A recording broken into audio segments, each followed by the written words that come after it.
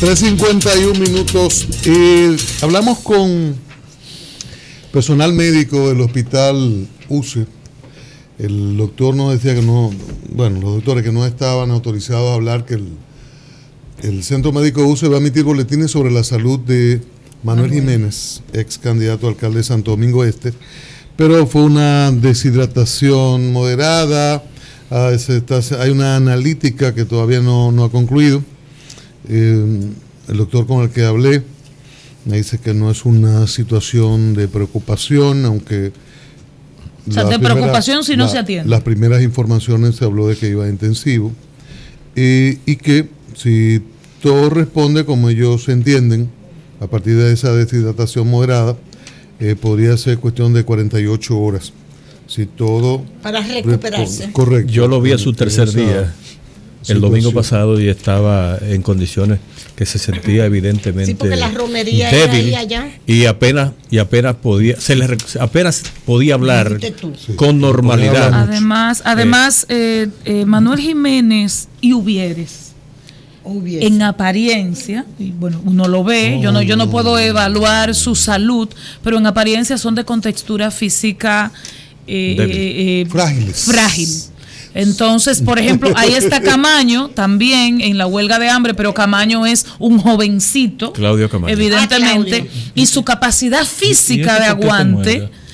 Él era candidato a diputado por la circunscripción 3 de la provincia de Santo Domingo Este, y él está en solidaridad más bien. Pero ahí el tema.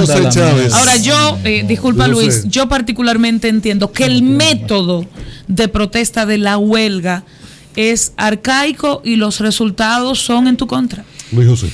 En principio, esta noticia no parece de interés directo para la República Dominicana. Esa introducción es tuya. Sí. Tú vas a ver con lo que viene. Dígame, Luis. Porque se origina en Guatemala, que aunque está en la región, se parece mucho a nosotros. Ciertamente. Se parece. Está a una distancia. Guatemala a nosotros. Guatapeor. Perdón. Sí, se parece. Se parecemos. Sí, nos parecemos.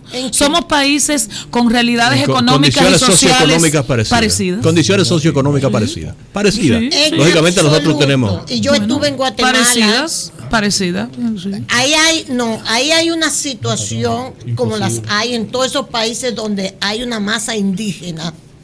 Donde está Rigoberta Menchú. Sí, pero en términos económicos, la economía, la economía guatemalteca, y tienen una realidad social muy parecida a nosotros. Pero vamos a ir, pero es muy diferente. Adelante, Luis. Bueno, el asunto es que en Guatemala existía un sector, zonas francas, que había estado desarrollándose de manera sostenida. Las maquilas, le dicen en Centroamérica. Inclusive ha sido sede dentro del ámbito del sector salud de alguna de las más importantes empresas productoras de medicamentos.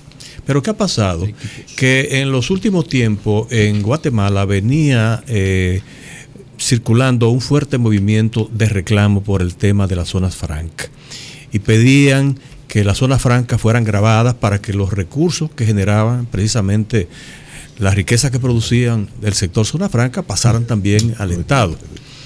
Y aparentemente no se tomó en cuenta que las zonas francas operan en el mundo entero bajo un régimen especial. Es así. Y en función de competencia con otras empresas ubicadas en cada región. Sí. La República Dominicana compite, por cierto, con las empresas de zonas francas del Caribe, de Centroamérica y del mundo. Hay 135,000 empresas de zona franca en el mundo que en alguna medida representan competencias para la República Dominicana, que por cierto está exportando más de 1.228 productos a diferentes países del mundo. La República Dominicana realmente ha logrado desarrollar un gran liderazgo en términos del sector zonas francas, pero ciertamente ese reclamo, esa presión pública, especialmente de sectores sindicales, de que se grabaran las empresas, de que se suprimieran una serie de privilegios que tenían para que pudieran desarrollarse, tuvo un efecto, y fue que el gobierno los complació y tomó medidas para cambiar la legislación con la que operan las empresas de zona franca en Guatemala. Y de 19 grandes empresas de zona franca se acaban de ir 11. Pues entonces este gobierno que ha hecho eso en Guatemala Exactamente. fue electo el año pasado. Correcto. El del joven que nunca había acaban de salir nada. de Guatemala 11 de las grandes 19 empresas de zonas francas, y eso ha significado la pérdida de cientos de empleos en principio, de empleos directos más los empleos indirectos. Claro. Y esto uno tiene que plantearlo porque la República Dominicana podría verse en ese espejo. ¿Qué hay que plantear sobre eso? Ahora que estamos hablando ante la posibilidad de reforma fiscal y cosas por el estilo. Bueno, uno no puede decir que, bueno, no, a las empresas hay que darle tal o cual cosa. Simplemente el gobierno debe ser lo suficientemente inteligente como para saber cuáles son las condiciones ideales para que las empresas que operan permanezcan en la República Dominicana y además se atraigan otras. Porque hay que saber que en el caso dominicano, las empresas de zonas francas el año pasado estaban aportando 160,000 empleos.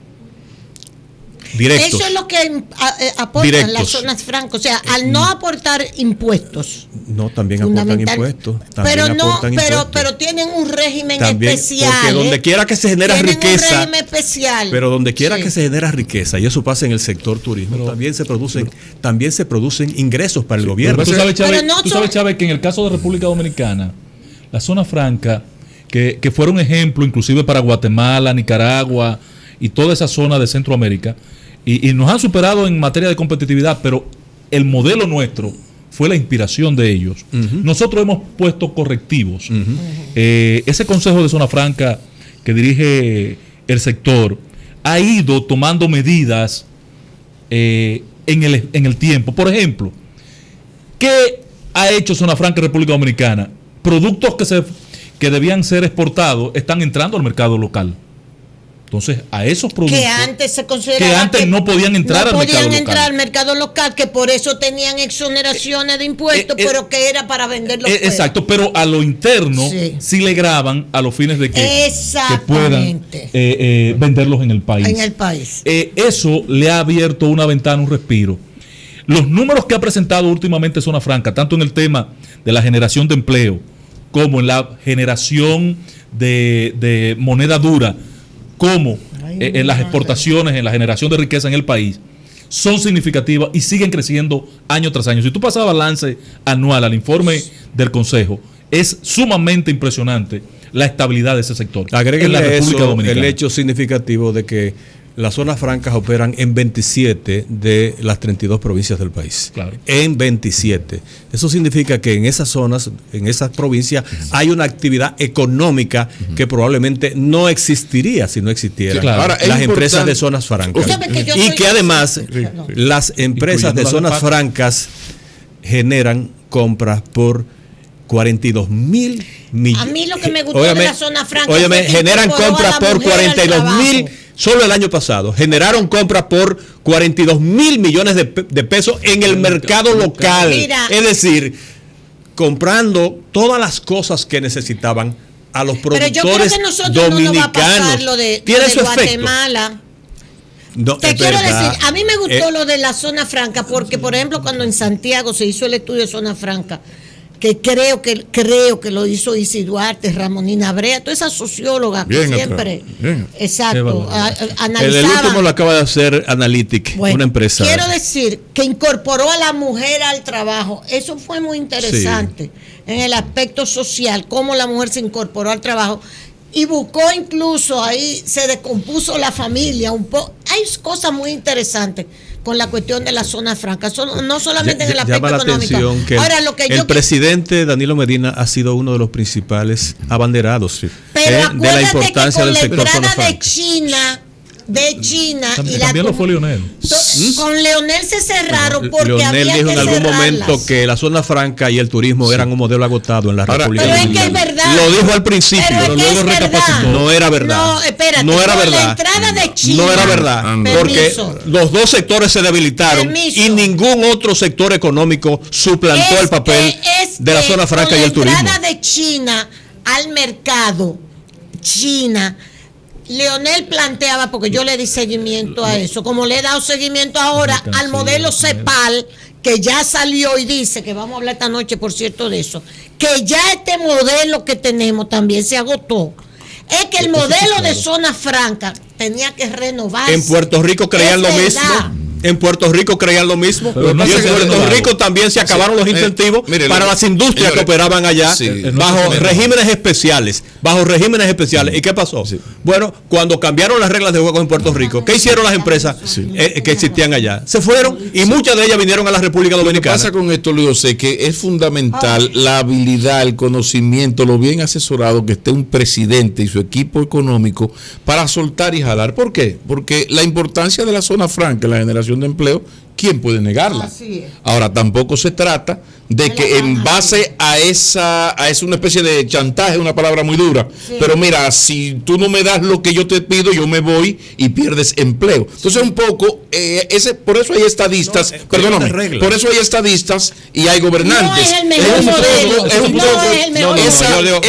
un poco esa habilidad para soltar, porque por ejemplo el Estado Dominicano, que es tan duro y tan eficiente cobrándole los impuestos al ciudadano común, le prestó 1.100, 1.200 millones de pesos a los dueños de zona franca. Tienen varios años ganando mucho dinero y todavía no lo han pagado. No ha habido gobierno ni María Santísima. Han pagado el 62%. En el caso del empleo, han pagado el 62% de los préstamos recibidos. Hay que decir. Y falta el 38%. Cuando yo salí de aquí un día a las 5 menos 5 huyendo, porque si no pagaba ese día una vaina que se llama anticipo, que es un dinero que usted le da al gobierno porque el gobierno se enteró de que una empresa dijo que me iba a colocar 10,000 pesos de anuncio, y yo sin colocar la publicidad y sin cobrarla, ya yo tengo que darle el 18%. Entonces, un gobierno, perdóname, que es tan eficiente cobrando impuestos, no es correcto ni es justo que 9 años después, el 38%, para no discutir esa cifra tuya, el 38% no haya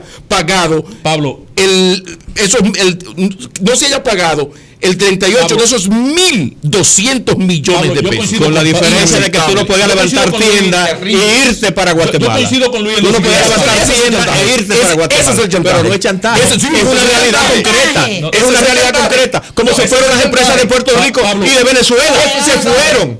Tenían la opción de irse. Pero si yo te presté dinero, pero se fueron. Tú no te vas.